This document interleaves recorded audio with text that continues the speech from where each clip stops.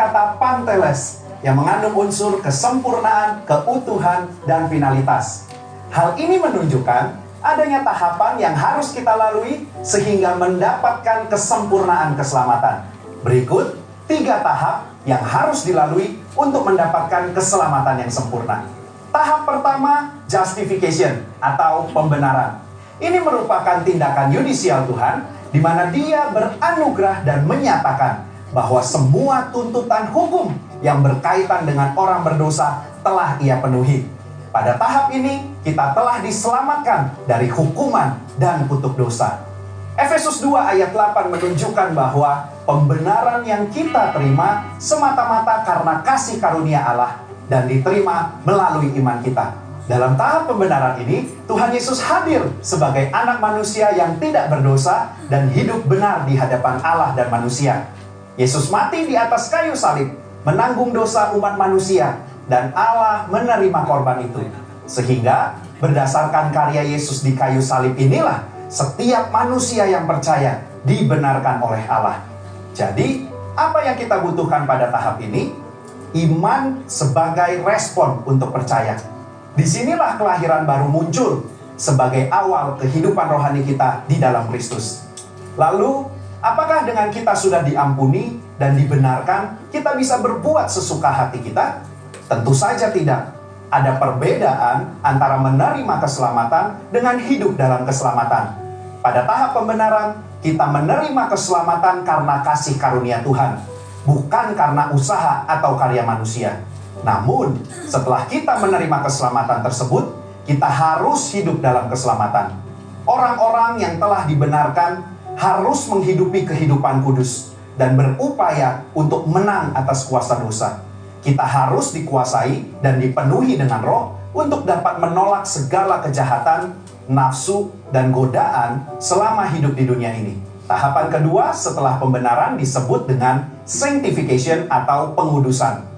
Pada tahap sanctification, kita masuk dalam proses pengudusan dan pendewasaan yang berkelanjutan oleh Roh Kudus dan firman-Nya. Proses ini harus diupayakan terus-menerus sampai menjadi serupa dengan Kristus. Meskipun demikian, upaya ini bukan dilakukan dengan kekuatan kita sendiri, melainkan dengan pertolongan Roh Kudus. Roh Kuduslah yang memampukan, memperlengkapi, dan membawa kita sampai menjadi serupa dengannya. Ibrani 9 ayat 14 menunjukkan ada tujuan yang Allah siapkan bagi manusia setelah Yesus mencurahkan darahnya untuk menyucikan hati kita dari perbuatan yang sia-sia, yaitu beribadah kepada Allah yang hidup.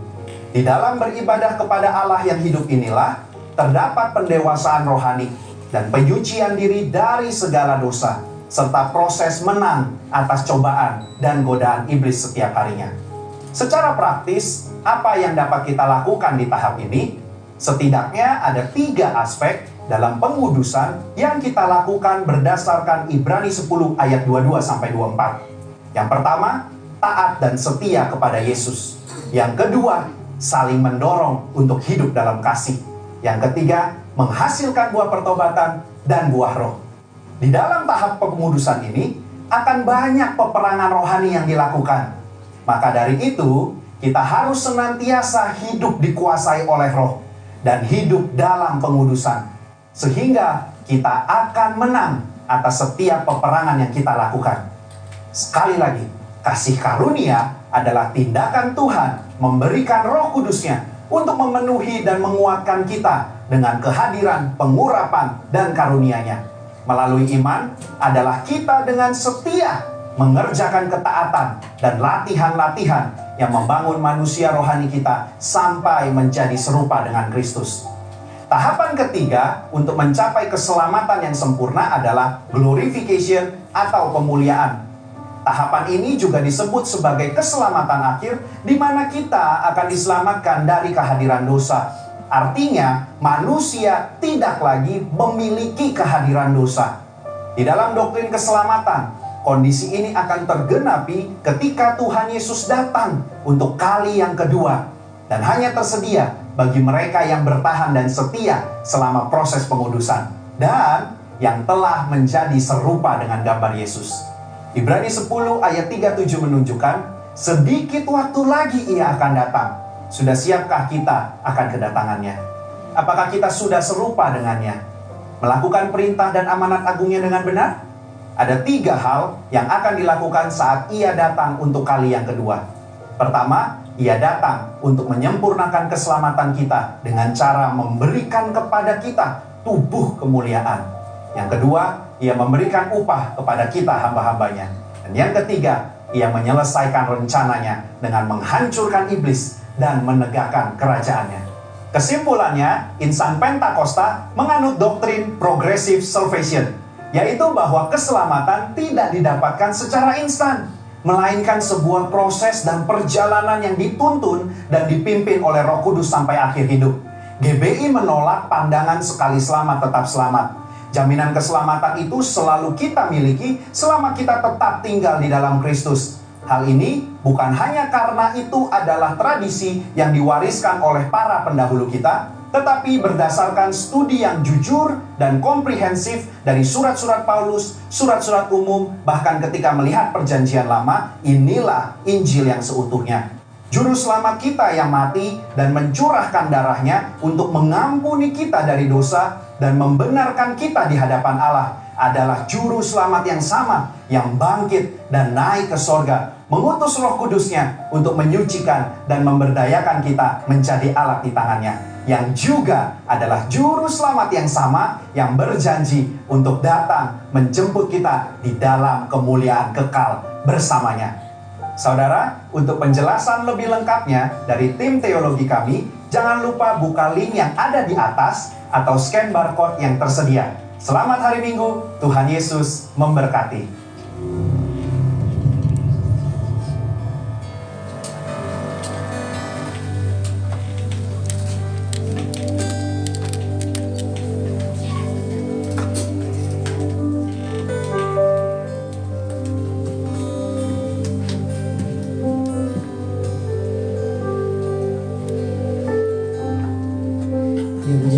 Shalom. Sekali lagi shalom. Apa kabarnya pagi hari ini? Luar biasa ya. Mari kita bangkit berdiri, kita akan membaca restorasi Pondok Daud. 2, 3. Restorasi Pondok Daud adalah prajurit-prajurit Tuhan yang gagah perkasa, yang mempunyai gaya hidup, doa, pujian, penyembahan bersama-sama dalam unity siang dan malam, yang melakukan kehendak Bapa pada zaman ini. Berikan kemuliaan lebih lagi buat Tuhan. Kita akan membacakan slogan dermawan 2, 3. Dermawan adalah rumah doa bagi segala bangsa. Bersama Tuhan Yesus, GBI Dermawan pasti bisa. Tahun 2024 adalah tahun untuk bangkit jadi teranglah. Haleluya. Terima kasih Tuhan buat pagi yang indah ini Tuhan. Kau telah kumpulkan kami di tempat ini Tuhan, untuk kami terus memuji Tuhan, untuk kami terus bersorak bagi nama-Mu Tuhan. Biarlah Tuhan ibadah ini terus menjadi rumah yang harum di hadapan-Mu Tuhan. Biarlah Tuhan kami yang datang Tuhan tidak sama seperti kami pulang Tuhan. Kami pulang membawa berkat daripada Tuhan. Kami pulang membawa berkas-berkas yang daripada Tuhan. Terus Tuhan penuhi setiap hati kami Tuhan. Kami percaya Tuhan Allah Immanuel, Allah yang selalu beserta dengan kami Tuhan, adalah Tuhan yang hidup satu-satunya dalam setiap kehidupan kami Tuhan. Kami percaya Tuhan, kami bersyukur Tuhan mempunyai Allah seperti Engkau. Kami sungguh bangga Tuhan dengan Engkau pagi ini Tuhan. Kami percaya Tuhan, Engkau Allah yang tidak pernah meninggalkan kami Tuhan. Terus Tuhan, terus ke pagi ini Tuhan, Engkau pegang tangan kami Tuhan. Karena Tuhan Engkau yang memimpin setiap kehidupan kami Tuhan. Karena Engkau tahu kehidupan kami Tuhan dari awal sampai akhir Tuhan. Terus Tuhan tuntut setiap kami, terus pegang setiap kehidupan kami Bapa. Terus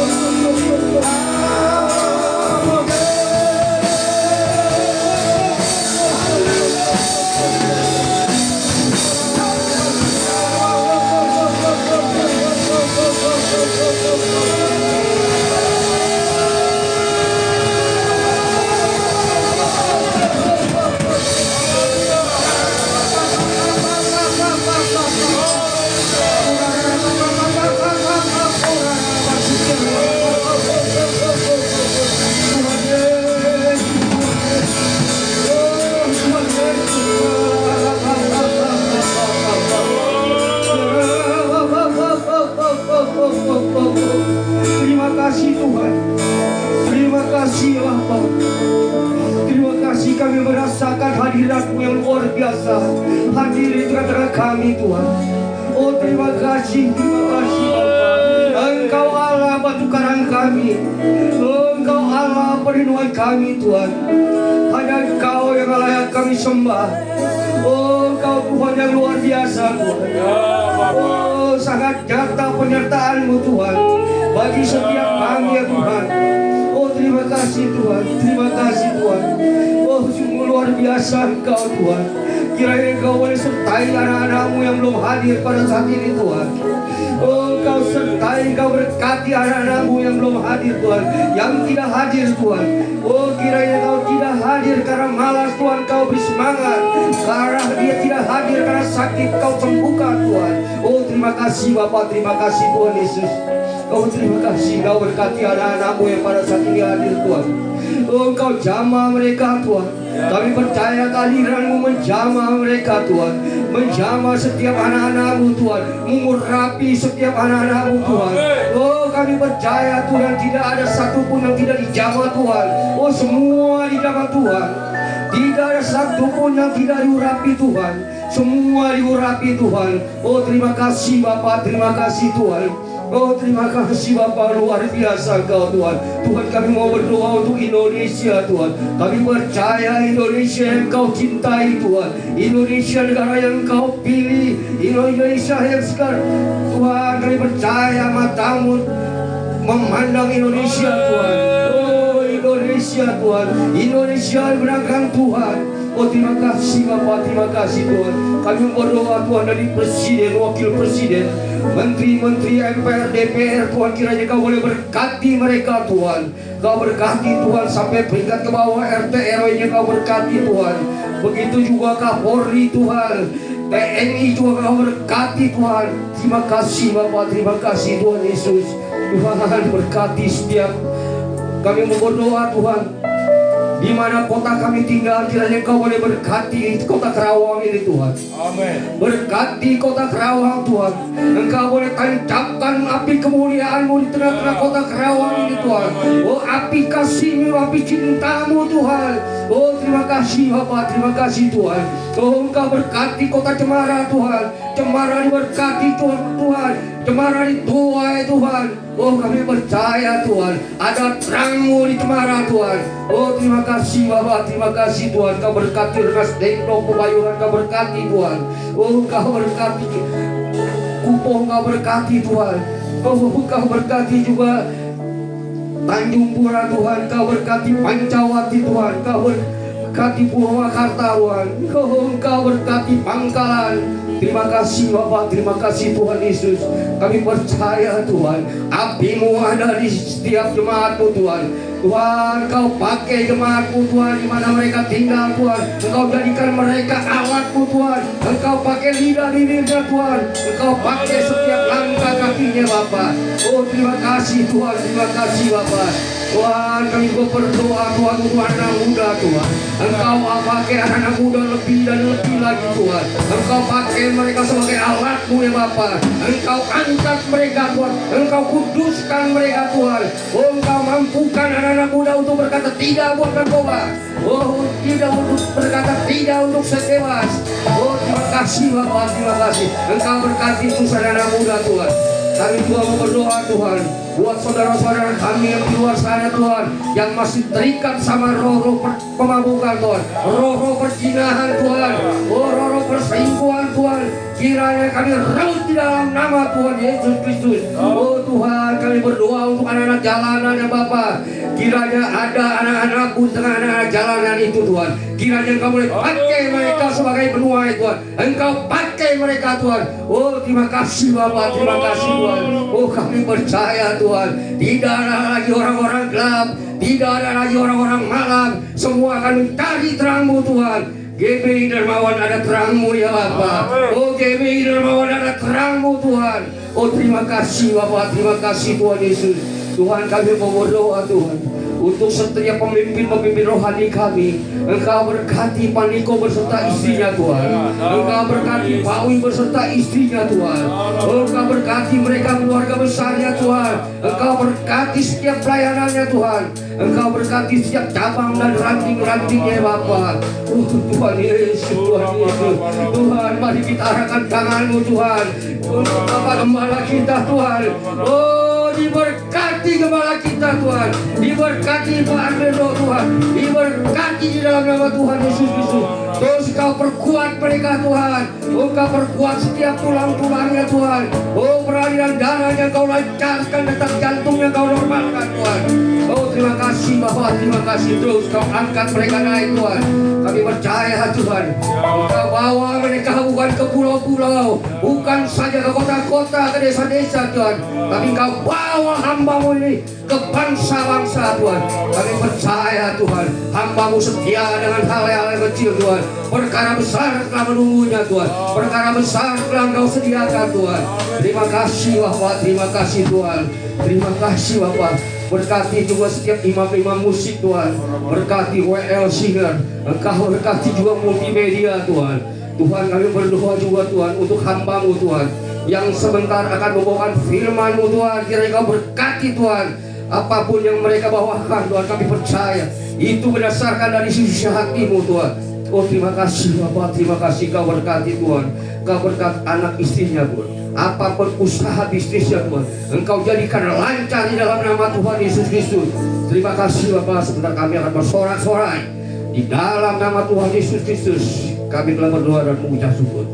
Haleluya, amin. Berikan kemuliaan lebih lagi buat Tuhan. Untuk melompat buat Tuhan, yang untuk memuji Tuhan. Mari yang duduk kita bangkit berdiri, kita akan memuji Tuhan. Karena api Roh-Mu di tempat ini Tuhan. Amin.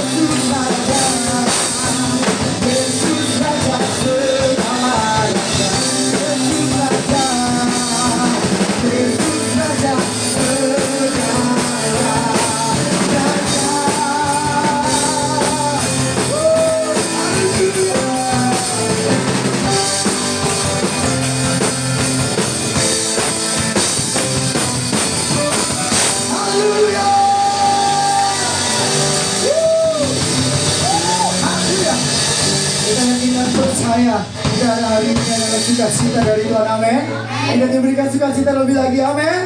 Haleluya.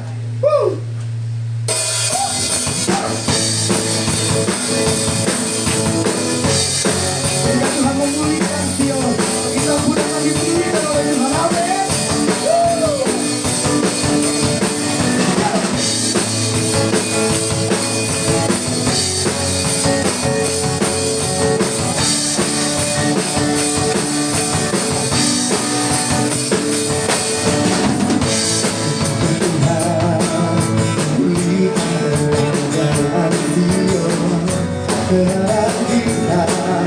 Seperti orang yang bermimpi, waktu kita perlu mengenal, tidak kita dengar sorak-sorak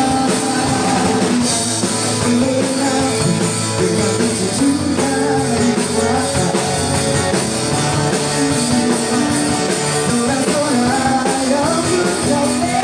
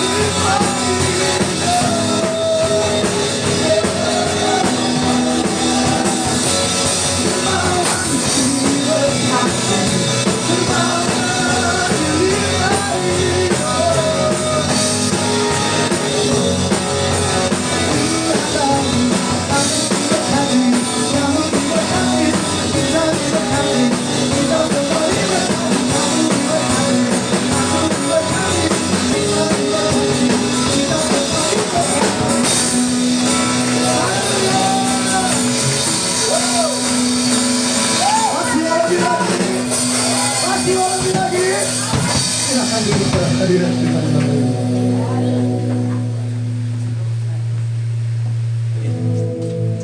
Mari kita siapkan hati kita untuk mendengarkan sebagian firman Tuhan. Bapak, terima kasih Tuhan, yang sudah menyembah Engkau Tuhan, yang sudah bersorak bagi nama-Mu Tuhan. Saat ini Tuhan kami mau duduk diam dalam hadirat-Mu Tuhan. Kami mendengarkan Tuhan firman-Mu Tuhan. Dalam Tuhan firman ini Tuhan boleh tertanam dalam hati kami Tuhan. Tumbuh subur dan berbuah lebat Tuhan bagi setiap kami Tuhan. Terima kasih Bapa yang baik, terima kasih. Karena Engkau Allah yang baik, Engkau Allah yang kudus dan kami. Thank you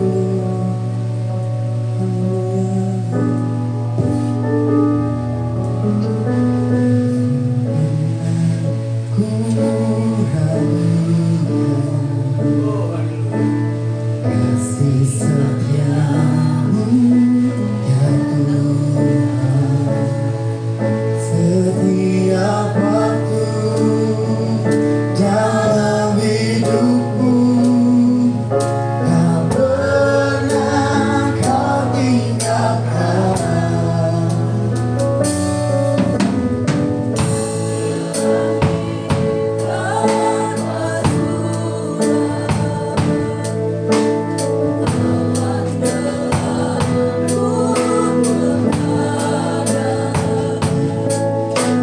Hadapi badai, lewati gelombang, tak pernah kau tinggalkan diriku.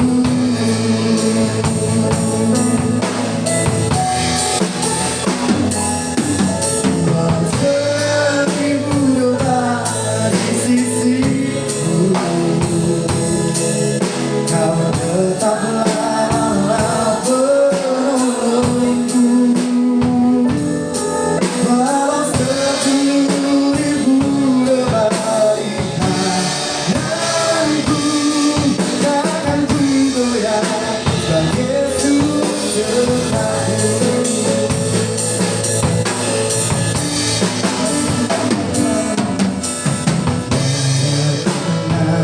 Ku lakukan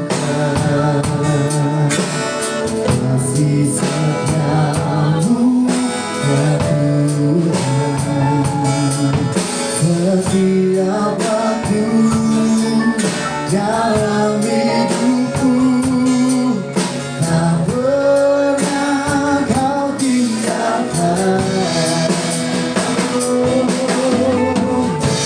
Ulangi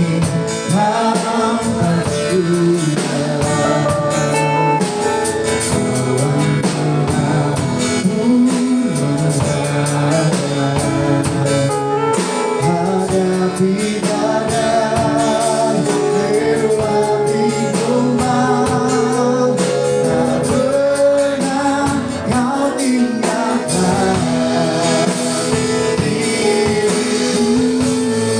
Lagu kita bangkit berdiri dalam hadirat Tuhan. Saya serahkan kepada hamba-Nya. Walau seribu lelah di sisiku, Kau tetaplah penolongku. Walau 10.000 lebih tanganku, takkan ku goyah, dan Yesus sertaku. Walau 10.000 lebih di sisiku, Kau tetaplah penolongku. Walau 10.000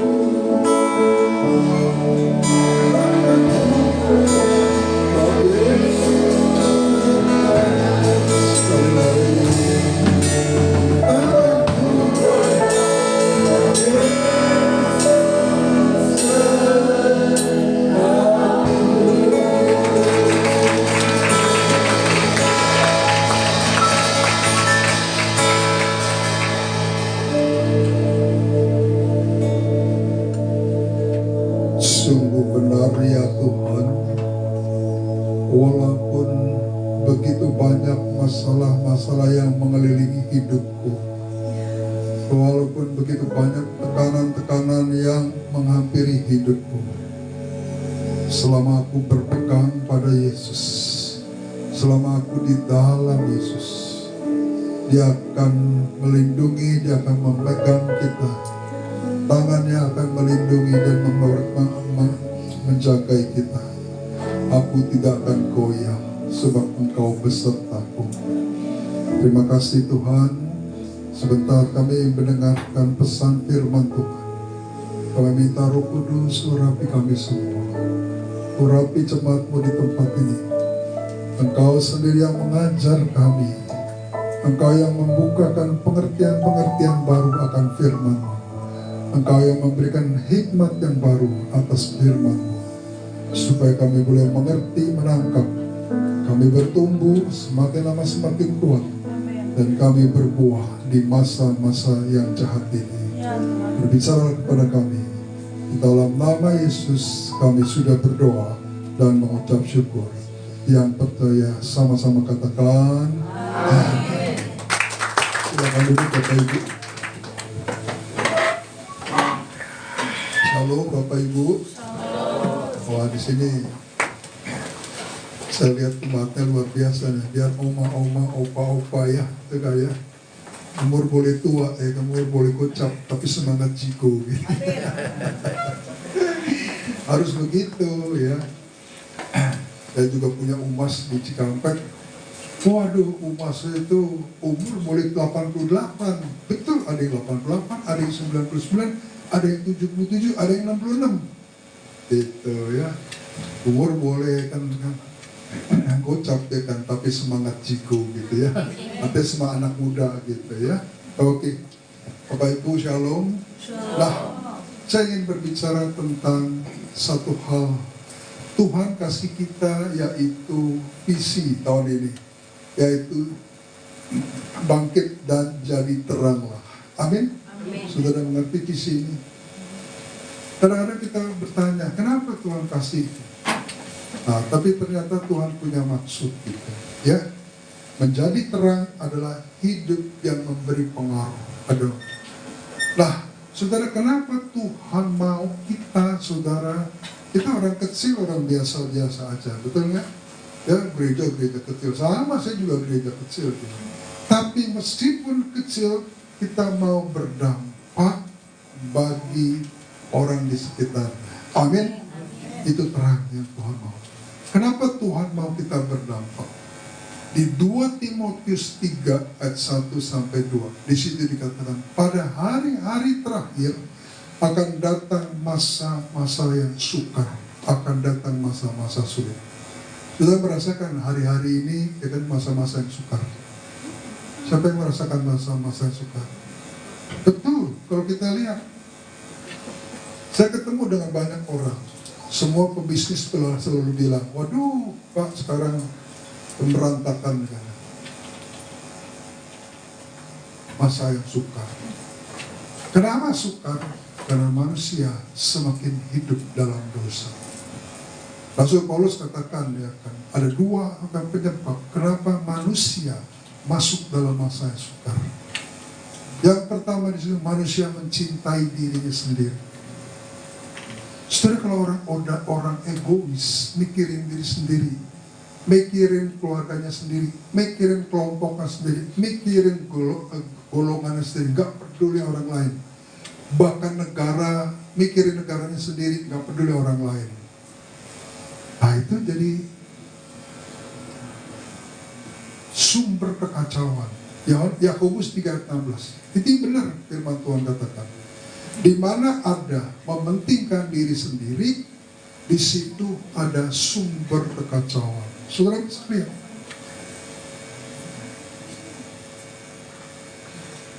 Tuhan minta kita jadi terang satu, sederhana. Jangan hidup mementingkan diri sendiri. Egoisme, ego. Yang penting gua, nggak mau tahu lu. Saya mau ajar kita semua. Kita belajar yuk sekarang. Jadi terang. Buat diri kita sendiri. Kalau kita hidup buat diri sendiri, itu egois. Mikirin diri sendiri. saudara pasti nggak banyak teman, betul? Siapa yang mau bergaul sama kita? Mikirin dia sendiri. Kalau giliran diajak teman, ya kita jalan-jalan malam-malam, ya kita makan-makan di angkringan ya, atau ke kafe gitu. Giliran udah bayar aja di belakang gitu. Belakang tuh di belakang. Nah, giliran suruh bayar aja ya, patungan sama-sama nggak mau. Suruh aja gue mau. Tapi makannya, paling banyak. Gitu. Ini kan nggak bagus nih. Itu kan di sini di tempat ini nggak ada, amin. Di tempat lain banyak. Gitu. Coba belajar. Ada orang kesulitan, ya biarin aja dia sendiri. Kita juga susah. Ayo belajar kita jadi tenang, belajar mengulurkan tangan. Tidak harus dengan uang. Saya nggak punya uang, tapi saya punya hati. Saya punya telinga, mau dengarkan apa sih dia akan curhat dia. Sudah menolong orang loh.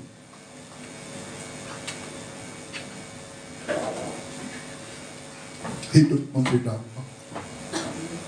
Di keluarga, kita suami istri pasangan. Jangan egois. Bangun pagi-pagi, ya kan, gak ada kopi, marah. Mana kopinya? Kok makanannya begini aja? Istrinya bilang, ya papi bulan ini gak ngasih gaji. Tersinggung dia. Lu gak tahu? Gue juga susah. Ribut. Betul? Dan saya lihat banyak. Sekarang orang tua sama anak. Banyak anak-anak generasi milenial itu gak bisa nyambung sama orang tua. Orang tua kita kolot, kita diatur, dikontrol semua maunya dia. Kita kan mau bebas. Ya coba kalau anak-anak memikirkan diri sendiri. Ya orang tuanya juga berpikir, kamu masih anak-anak aja, papi nih lihat nih, berhasil. Karena lu dididik sama opa kamu, opung kamu. Kamu dikasih tahu aja udah ngelawan. Saudara, kalau kita mementingkan diri sendiri, percaya deh, pasti konflik. Itu kacau hidup kita. Tuhan mau kita jadi terang. Tahun ini kita mulai belajar tidak mementingkan diri sendiri. Setuju? Sudah bisa? Di keluarga aja, gak usah jauh-jauh udah. Di keluarga aja duduk. Naik lagi di gereja. Kalau di gereja orang mementingkan diri sendiri udah susah. Pendeta pasti salah terus. Betul nggak Pak Alfredo?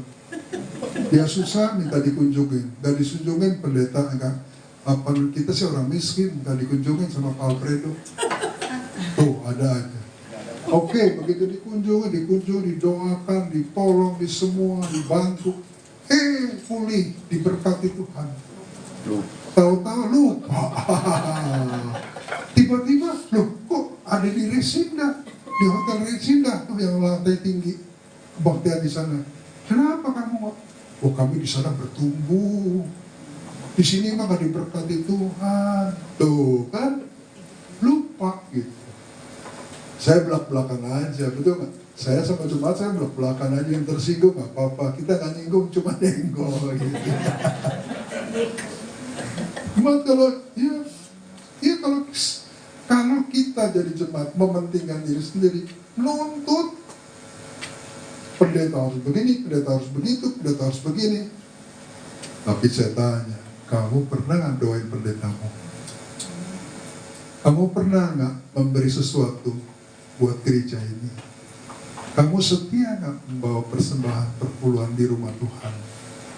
Kamu setia nggak? Pernah nggak bawa? Aduh, kalau saya ke Bogor beli asinan Bogor, inget tuh sama Ibu Gembala beliin itu aja kerupuk kopaknya tuh yang coklat kan, enak itu kan, nggak mahal tuh, gede gini, cuma 25.000 satu kan, beli 2 lah 50. Ya kalau nggak bisa 2 beli 1 lah. Bu pendeta, kemarin saya jalan-jalan ke asinan Bogor, ingat sama ibu nih, ibu. Kan hati Gembala kan senang, betul? Saya ajarin belajar begitu. Ya, coba kalau kita tidak mementingkan diri belajar jadi terang, hidup saudara senang. Setuju? Itu. Ya. Yang kedua, ya kan, tadi mementingkan diri sendiri. Yang kedua adalah cinta uang. Jadi hamba uang. Yang itu hamba uang. Hidup yang berat. Ya, hamba uang. Di mana-mana orang. Kita perlu uang, setuju nggak? Iya. Tapi bukan uang segala-galanya. Ada uang nggak bisa hidup. Siapa bilang? Saya pernah ketemu sama orang sangat kaya, ribut terus sama istrinya, punya simpanan, anak satu sama lain kacau. Ayo, dia ketemu sama saya naik mobil berduaan, dia panggil saya Dedi. Dan hidup lu enak, di pendeta, tenang, gue lihat, gue uang banyak, ketawa aja nggak bisa. Nah, begitu. Ya, segala-galanya uang. Time is money. Uang adalah waktu adalah uang. Life is money. Gitu. Kebaktian jam berapa? Jam 10 di Dermawan. Wah, jam 10 itu jam saya mesti ketemu klien ini, main golf. Dia nggak bisa datang. Oke, kita bukain sore, jam 4 sore di Dermawan. Sore itu acara keluarga. Saya bilang kita bukain jam 12 malam di sini kebaktian. Aduh, tidur Pak, mau cari duit besok Pak. Ya, saudara, kita perlu kan mengelola uang dengan bijaksana. Tuhan segalanya, bukan uang segalanya. Amin. Ya. Nah, Tuhan mau kita jadi terang hari-hari ini, ya, belajar. Yang kedua, Tuhan mau hidup kita berpengaruh supaya apa? Karena dunia ini jahat. Dunia ini jahat. Dan sekarang mereka jahat, kita orang Kristen juga masih jahat. Mereka egois, kita juga egois. Mereka serakah, kita serakah juga. Apa bedanya kita sama dia? Pertanyaannya, nanti kalau udah mati mereka masuk neraka, saudara mau masuk neraka juga? Ya kagak, ya tentunya kalau kita hidupnya berbeda dong, betul gak? Ya, jadi terang. Yang setuju katakan? Kedua, hidup menjadi serupa dengan Kristus. Saudara, kita dipanggil untuk jadi murid. Setuju? Jadi murid, bertumbuh jadi murid. Ya saya ambil aja apa kata Pak Niko Nyotor Harjo, hanya murid yang masuk surga. Setuju? Kalau saudara renungkan betul, ini kita udah terlalu bias ya. Masuk surga itu dianggap gampang. Gampang, seenak-enaknya. Mati muda akan kaya raya, tua poya-poya, mati masuk enak juga ya gitu. Satu waktu ya kan, di Kerawang ini saya ditelepon oleh sebuah keluarga. Omanya sakit, udah sekarat. Pak, tolong bantu Pak. Anaknya nggak beribadah. Ya udah, saya datang. Salam Oma, salam Pak Pendeta. Pak Pendeta doain dong supaya saya masuk surga. Saya balik lagi tanya, Oma tiap minggu setia nggak beribadah di Dermawan? Nah itu Pak, dari pagi sampai malam, dari minggu sampai minggu lagi saya jaga toko, gak sempet untuk ibadah. Oh gitu ya, tapi mau mati masuk surga Oma? Iya katanya. aduh, saya bilang, kalau di Oma aja, kalau bukan Oma. Ya, saudara, masuk surga itu perjuangan, betul? Ya kan Yesus bilang, masuklah melalui pintu yang sempit, jalannya sesak. Sebab lebarlah pintu dan luaslah jalan menuju kepada kebinasaan, dan orang semua mau ke situ. Masuk surga itu perlu pengorbanan.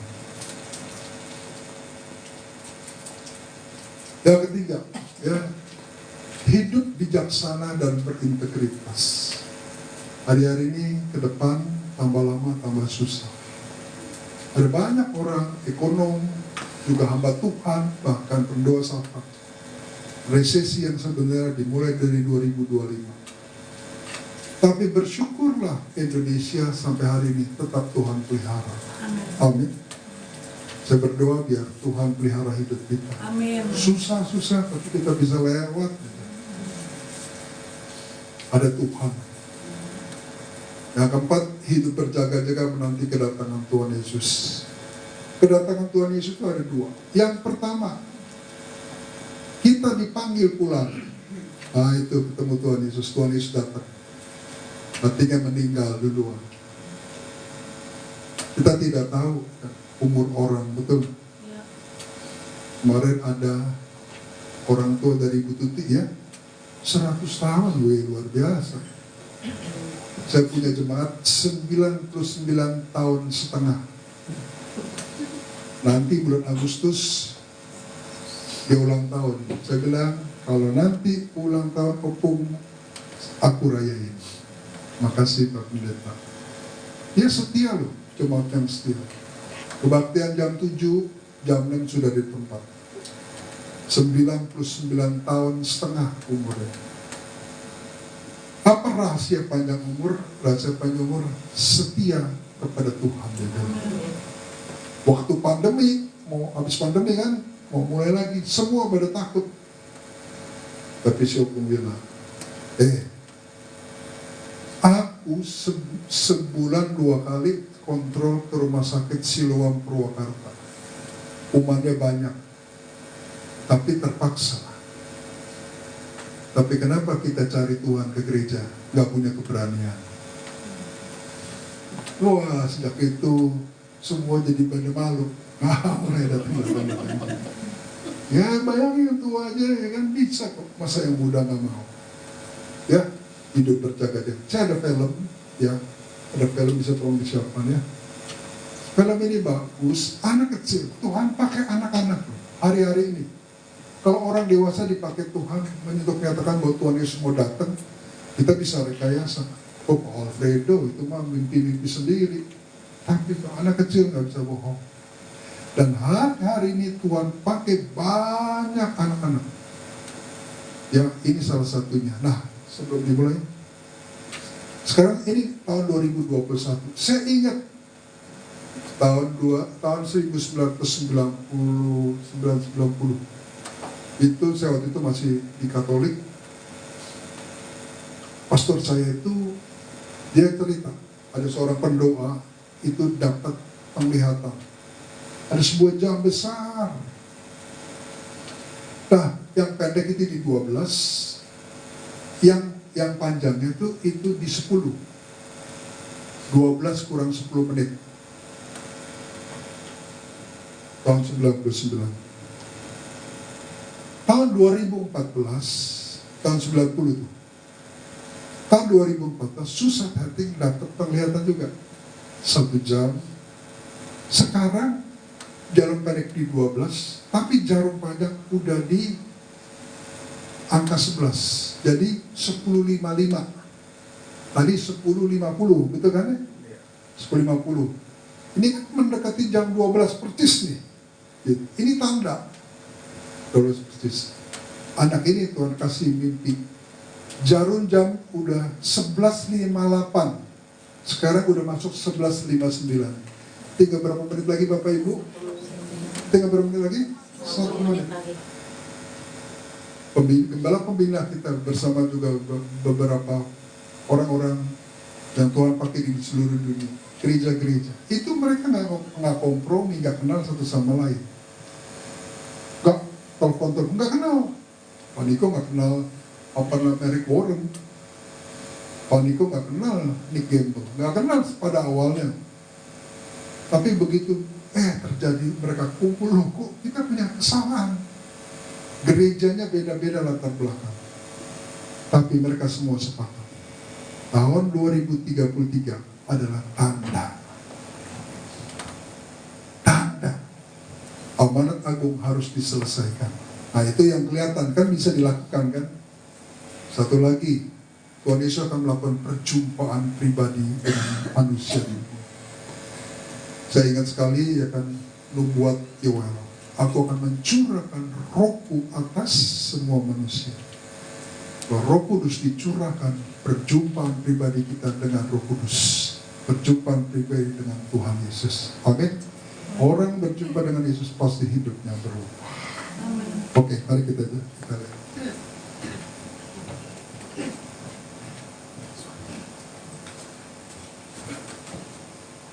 Of kings.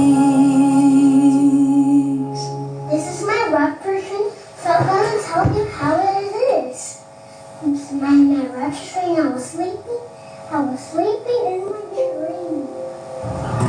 God showed me this book and I woke up. I was like, whoa. It is a dream, not that I was sleeping a dream about things. It's a dream. I woke up and I was thinking about it. Oh Lord, you searched me. You know my way. Even when I fail you, I know you love me. Your holy presence surrounding me, and in every season, I know you love me.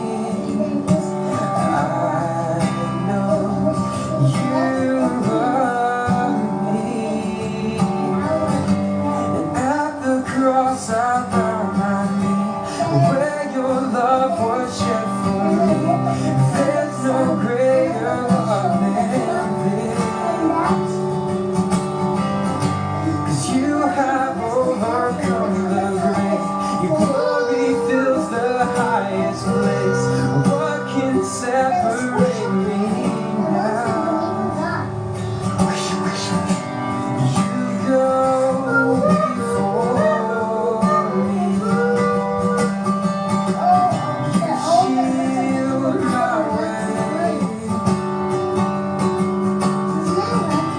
Your hand upholds me.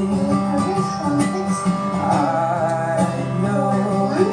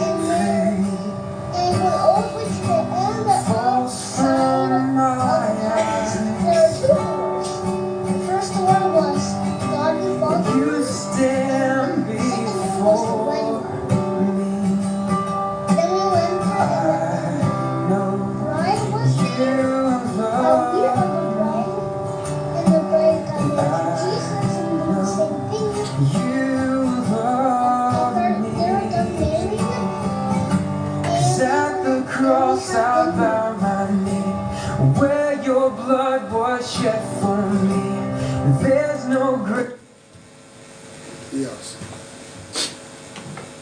Ya, saudara, itu Tuhan pakai anak kecil, ya. Jadi Tuhan mau kita jadi terang. Tuhan mau kita bersiap-siap untuk menantikan kedatangan Tuhan Yesus. Amin. Entah kita dipanggil duluan atau betul-betul dia datang. Yang penting berjaga-jaga. Amin. Ya, saudara, saya banyak kesaksian tentang anak kecil di Chili. Waktu ketika ada seorang ibu melahirkan anak, tangannya nampal gitu, dalam posisi berdoa. Kemudian dioperasi sama dokter. Begitu operasi terbuka, di sini ditulis, aku datang segera. Dan gak lama kemudian anak itu meninggal. Nah, di Indonesia itu ada kejadian. Ini teman saya ngalamin. Dia punya anak. Anaknya masih kecil, sekolah minggu. Meninggal. Nah, teman-teman itu sedih banget itu. Sudah. Jadi tiap hari, ya kan, itu selama beberapa hari, anaknya itu, anak-anak sekolah minggu, guru-guru sekolah minggu itu terus doa di depan peti anak itu. Di depan peti.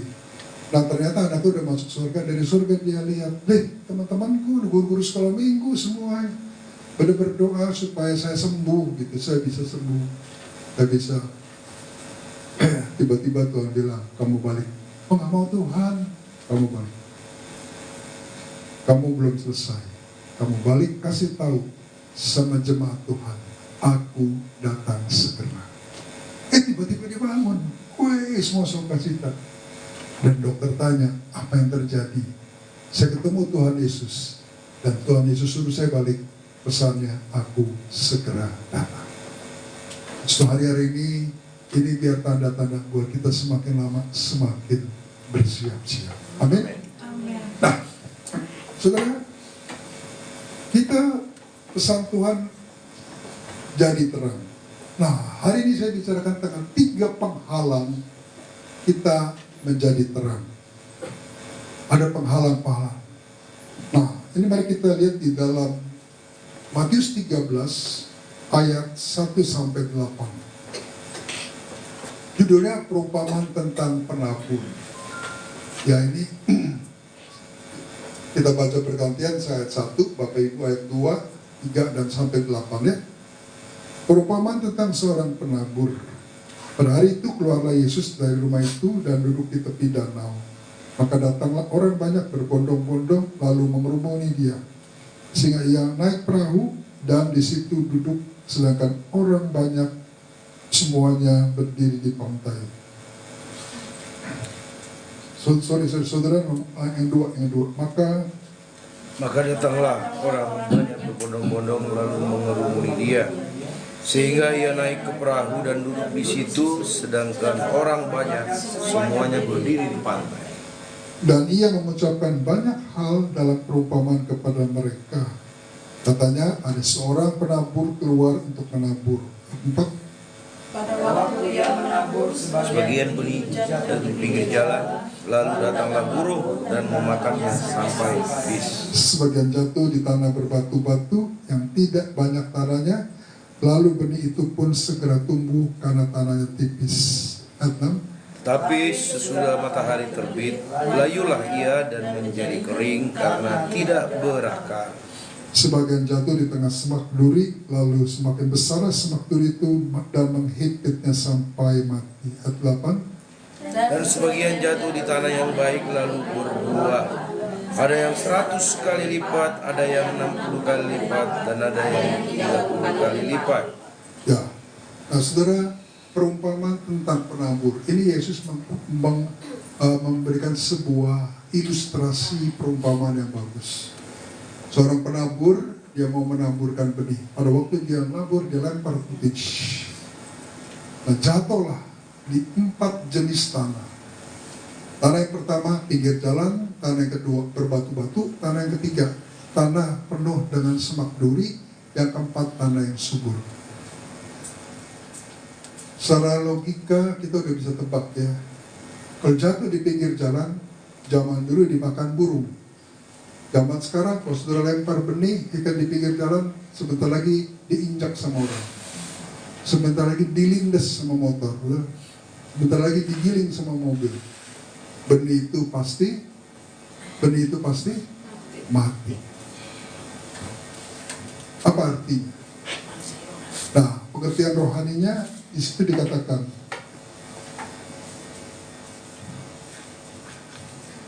yang jatuh pada orang yang mendengarkan firman Tuhan tentang kerajaan surga, tetapi tidak mengerti. Nah, ini saya berhenti di sini. Saudara, kenapa tidak mengerti? Karena mati rohani. Dia tidak bisa menangkap perkara-perkara rohani, tidak bisa menangkap bahkan perkara-perkara surga, tidak bisa menangkap pesan firman. Saya ajarin Bapak Ibu semua, kalau ada orang yang membagikan firman, belajar beri perhatian. Setuju? Kalau perlu saudara punya catatan, ya buku atau apa, saudara catat, tulis, membantu mengingat. Kalau saudara melihat firman itu berharga, saudara datang dari rumah, saudara ingin berjumpa dengan Tuhan, saya ingin berbakti sama Tuhan, dengar baik-baik. Saudara datang ke tempat ini tidak akan pernah sia-sia, pasti dapat sesuatu. Banyak orang Kristen datang ke tempat ibadah, pulang gak ada perubahan. Karena mungkin dia berpikir, saya gak mengalami perjumpaan dengan Tuhan. Kebaktian hanya formalitas. Saya mau ajak kita semua, ayo kita mau bertumbuh. Amin. Mau mengerti. Kalau masih belum bisa ngerti juga, datang sama gembala, minta didoakan supaya kita lahir baru, diurapi Roh Kudus, penuh Roh Kudus. Tanpa Roh Kudus kita nggak bisa apa-apa. Kita butuh Dia supaya mengerti firman. Dan kalau Tuhan berbicara, kalau kita ngerti firman itu, Tuhan itu bisa bicara. Ini saya di jemaat kami itu ada beberapa yang mulai, Tuhan itu bisa bicara gitu. Dia kasih hikmat, kamu mesti begini, kamu mesti begitu, fokus ke sini, fokus ke situ. Suatu ketika teman baiknya itu sakit keras, dia nggak tahu.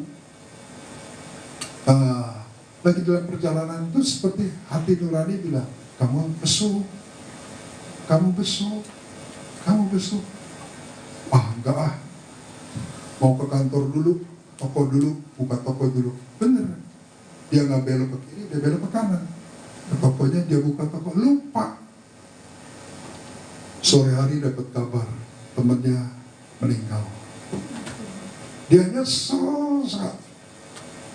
Dia telepon, Pak, saya salah, saya salah. Ya sudah lewat ya, tapi pelajaran. Tuhan tuntut kita belajar nurut. Tuhan tuntut kita nggak nurut, pasti terjadi sesuatu penyesalan.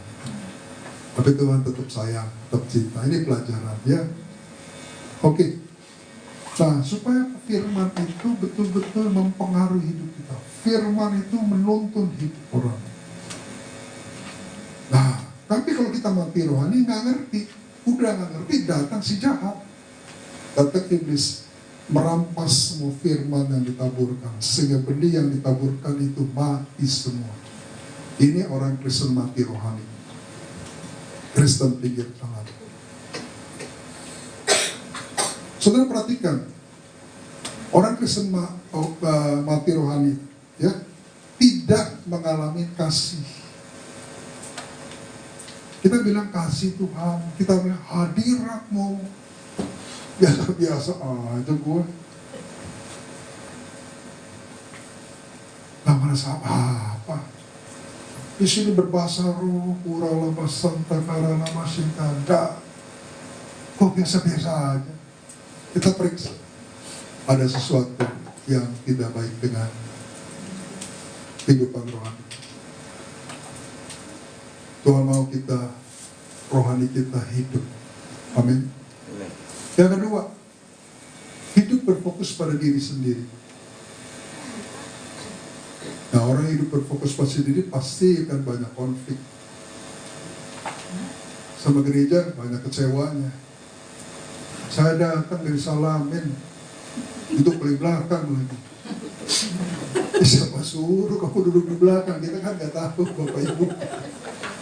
Kalau mau duduk di depan sini juga boleh jongkok di sini. Gitu. Ya, kecewa. Kenapa? Ya, hidup mengikuti apa? Hidup beban, memikul beban datang sama Tuhan. Dari Sabtu kemarin, saya ditelepon dari satu jemaat. Pak, Pak Utapea, dia akan masuk rumah sakit. Kenapa? Kencing darah. Oke, saya datang. Begitu saya datang, dia cium tangan saya. Minta maaf ya Pak. Minta, saya salah. Ya saya ngerti. Kenapa? Dia selingkuh. Saya datang ke rumahnya, belum ngomong apa, diusir pulang.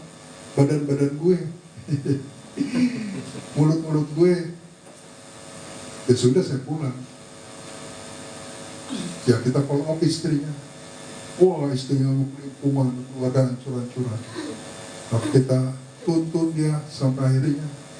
Wah, istrinya hukuman, keluarga hancur-hancuran. Tapi kita tuntun dia sampai akhirnya. Ya, untung soal istri yang pertama itu rohani.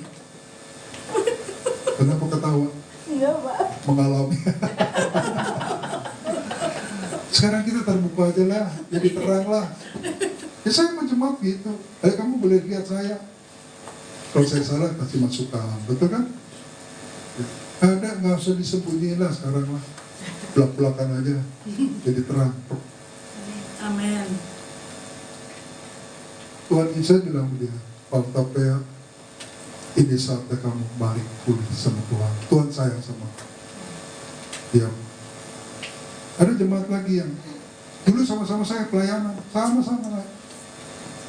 Gara-gara ada janda manis, janda cantik, kaya, kita berpisah.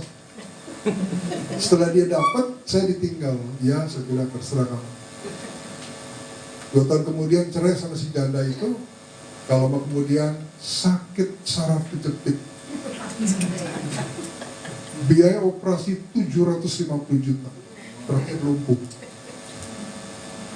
Dia bilang, tolong panggil Pak Denny, saya mau ketemu, mau minta maaf sama dia. Betul. Dia bilang, tolong panggil Pak Denny, saya mau ketemu, mau minta maaf sama dia. Betul. Setuju? Setuju? Saya ngomong belak-belakan lah. Kita rela tuh keluar uang 750 juta buat rumah sakit. Tapi coba 10 juta buat Tuhan. Waduh. Pakai ayatnya lagi. Gimana ayatnya itu perpuluhan? Betul, saya mau belak-belakan aja sama jemaat sekarang. Saya bilang, Tuhan, saya capek-capek. Mungkin Pak Alfred capek-capek. Betul kan? Tidur kurang, melayani jemaat, lari sana, lari sini. Saya minta satu, anugerahkan kekuatan dan kesehatan. Itu aja saya. Saya nggak maulah sakit-sakit itu.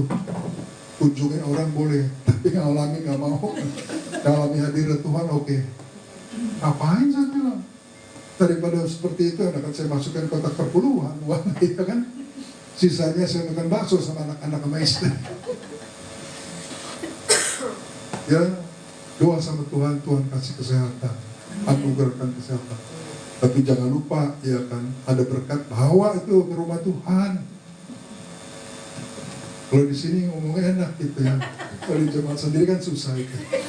Pemerintah begitu, kalau ngomong, itu kan perpuluhan lagi. Nah, emang belak-belakan. Kenapa saya gak hidup dari perpuluhan mereka kok? Ya, oke. Hidup terasa berat. Tidak mengerti perkara perpuluhan. Saudara coba debat sama orang-orang yang mati rohani. Waduh, dia bisa lebih ngomongnya lebih macam-macam dah. Ujung-ujungnya ribut. Gak perlu. Sama orang mati rohani, saudara berikan kesaksian hidup saudara, bagikan firman, cukup. Gak usah diajak debat. Biar Roh Kudus bekerja. Klik. Ya. Nah, ini saudara kalau lihat gambar ini, menurut pandangan saudara gimana? Barbel apa beban? Barbel apa beban? Saudara lihat aja gitu. Langsung pikiran saudara kemana? Ke barbel. Betul dong? Nggak ada siapa-siapa kok di atas lantai. Iya. Betul kan? Barbel itu. Memang itu barbel. Berat apa nggak berat nggak tahu. Tapi coba klik. Nah, kalau gini berat. Padahal di kiri kanannya barbelnya lebih gede, betul? Penghalang menjadi terang adalah mati rohani. Saudara jangan mati rohani, amin. Yang kedua, penghalang tidak berakar, tidak bertumbuh. Akarnya nggak mungkin bisa masuk dalam, mentok terus sama batu. Kalau akarnya nggak dalam, akarnya lemah, kuat, mentok terus sama batu. Kalau akarnya nggak dalam, akarnya lemah, kuat, Saya bukan bicara dari luar dulu, dari dalam dulu, ya. Nah itu tanah berbatu-batu. Batu apa sih yang ada dalam kehidupan kekristenan kita? Kalau saudara secara pribadi kuat, dari luar serangan pasti kuat. Tapi kalau saudara lemah, diserang dari doa. Dia menghasilkan uang loh, menghemat uang saudara. Ini kan kadang suami kan pakai kacamata negatif tuh, jelek aja istri. Di sini jangan begitu, amin, bapak-bapak ya. Lihat istri dari kacamata positif.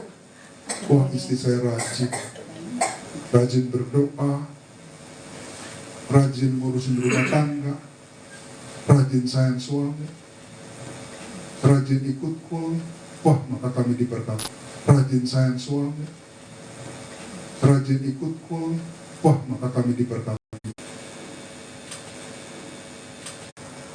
Kesehatan gimana nih? Tapi kalau saudara punya iman dan melatih iman saudara, cari, saya percaya pasti ada jalan keluar. Saya sering kali bertemu dengan orang-orang yang khawatir. Kalau mereka menurut, saya sering kali bertemu dengan orang-orang yang khawatir.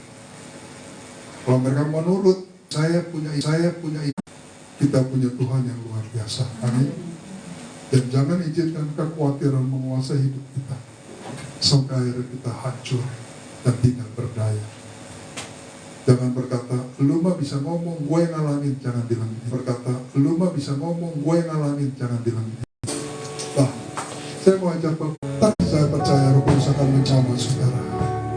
Roh Kudus akan memulihkan semua kehidupan saudara.